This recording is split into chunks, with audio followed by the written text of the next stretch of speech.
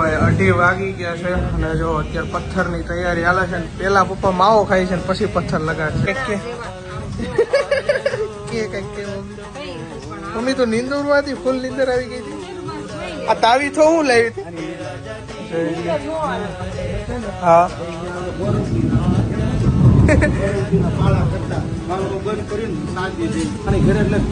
ઘરમાં ગોઠણે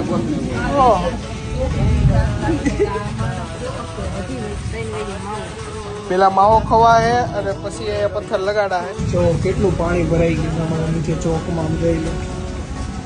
એટલું પાણી ભરાઈ ગયું છે. વરસાદ કન્ટિન્યુ ચાલુ વરસાદ છે. બાનું એમ કેવું છે કે પથ્થર મોટો થઈ ગયો છે. કાબા વરદીમાં વરદી પડ્યો રહ્યો એટલે મોટો થઈ ગયો છે. એવું છે.